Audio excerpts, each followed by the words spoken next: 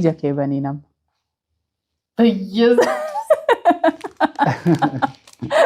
Malee akka booniifaatti hin jiraadha akka joosiifaatti hin jiraadha jettee hin dandeessu. Amma namni gaafa akka keenya ta'uu dadhabutti nu qeequutti deebi'a sii galeera. Amma namni lafa kee ga'uu gaafa dadhabudha kan inni si qeequs. Kana si hubachiisuun barbaada sumaanii. So amma kanatti dhiibbaa nurratti uumuun qabu maaliif waan hojjennu konfiidensiidhaan hojjenna. Waan hojjettu keessatti immoo lama taatee waliin mari'atta taana. Amma fakkeenyaaf waliin mari'annee waa binna yoo jenne yookiin waa goona yoo jenne waan sana goone yoo milkaa'uu didee waliima keenya qeeqna malee nama biraa hin qeeqnu sii galeera. Wanta hojjennus viidiyoo hojjennus waliima keenyaan hojii wajjin hojjenna. Fakkeenyaaf amma boonii wantoota bituuf keessaa akka isheen hin hojjenne wanta dhowwuu qaba.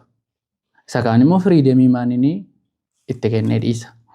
Sii gala miti. Kanaaf wanta aadaa anis mucaa Oromooti bar. Amma ilma Oromtichaa ta'ee jirutti immoo aadaa koof duudhaa koo nan beeka. Seeraan hin beeka. Maaliif amma Oromoo ta'ee Oromoo keessatti dhaladhetti seeraan hin beeka. So wanta aadaaf duudhaa cabsu hin hojjennu. Wanta abbaa warraa fi haadha warraa tokkorraa eegame immoo hin hojjennu. Nama meeqadha bar kan sooshaal miidiyaa kanarraa wal jajjaa nurratti hin jalqabne. Nutu hin beeku malee. Ilaa nuuf haaraa ta'e malee yoo warra kaaniin ilaaltee miidiyaa kanarra naanna'ama oolu haadha manaa isaanii bashannansiisaa oolu even makiinaa bitanii sarpiraayizii gochaa oolu waan meeqa jira sii galeerani garuu nuuf haaraadha wantichi. Sanammoo cabsuu qabna nuyi because ijoollee jaarraa kana dhaloota jaarraa kanaa taanee akkuma duriitti jiraanna jechuu miti. Aadaaf duudhaa keenya eeggachaa tekinooloojii wajjin guddanna. Maaliif boodattamne naannumaaf qaaniidha. Sii galeera. Kanaafidha. Wanti dabaltu qabda. Dhugaadha. Miidiyaan hawaasaa kun akkuma abbaan simatetti. Maaliif namoota bifa garaagaraa qaban, yaada garaagaraa qaban, ilaalcha garaagaraa qaban, dandeettii garaagaraa qabantu sin daawwata. Achi keessatti qeeqni jiraachuu danda'a. Hojii keessan irratti immoo namoonni iyyuu sin jabeessuu danda'an jiru. Yeroo tokko immoo namoonni akkuma taayuu jettee sin ta'uu gaafa dadhaban iyyaalu yaalii su'ennaa milkaa'uu dudu isaaniif akkamitti milkaa'e namoonni jedhanii dhiibbaa geessisuu danda'an ni jiraatu.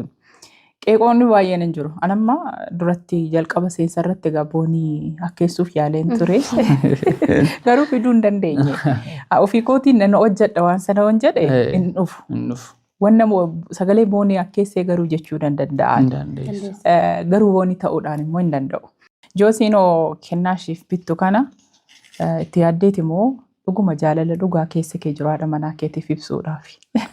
Dhugaa dubbachuudhaaf kanallee nama baay'een naan jedha garuu natti tolaanaan baay'isoo birrii argadheennaanii maal ofiif godhuun jedhu.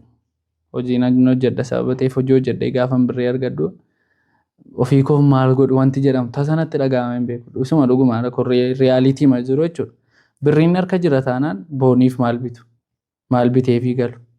Gaafa waan bitaniif galu na canna kana na jibbisiisa baqa. Dafee faarrafamna iraatii manyaadhee maal jedhee taayyuu baqa wajjiniin kolfeeme akka duriin taphadhu. Garuu of harkaa qabannaan dabbaqaa dafee mannaqee wanta bareedaa yoo hojjedhee galii gaarii argadde galii koofi macheem karoora qabda mitiire karoora sanarraa bu'aan kee ariifii gaafa ta'u dafeen waa bitaaf waama bareedaa isaan biteefii galaa isheen sammaa baate hojjetti jaalalumaaniidhaan kanan godhuuf. Ambaayizee viidiyoocha hojjetattu dhee waan biteefii hin beeku. Isuma dhuguma viidiyoo jaan koo irra kana naa bitee wanta inni naa bitee isinitti agarsiifadha itti miti masheen. Ambaayizee uummatuma ajjiniin ganama ka'ee arga viidiyoo sana. Erga tiraftee hojjeta. Erga rafee hojjeta. Isheen hojii halkan. Ani immoo guyyaa hojiirra noolaa. Asiif achi fiigaa olee bakka hojii hojjedhee galgala waa biteefiin galaa bakka har'ammoo kana siif fidan jedhaan. Isheetti hin gammaddii bakka isa booddee nan rafaan. Uummatuma ajjiniin ganama ka'ee arga. Garuu kanarratti immoo amma fakkeenyaaf wantoota bibbitaman keessaa wantichi wanta negatiivii wayidha yoo ta'e kan ammoo hojjetin. Galeera kanarratti immoo hojjetin kanarratti viidiyoon hin hojjetamu. Gaayid wal gochaa garuu immoo gaaffii gaafa si deebisu jaalalumaan hin godha malee ni dhugaadha viidiyoo raabbattu guyyaa tokko yaadeen beeku. Ati gammachuu ishee si gammachiisa Bakka gaafa isheen gammaddu natti tola. Gaafa isheen kolfitu jechuudha. Garuu marga qullaa guyyaa tokko natti dhufee hin beeku. Chokkoleettiilee taa'anii naa bitee magan. amma guyyaa tokko yoo hafe booni akkam taata amma isaa Dabbaranaa.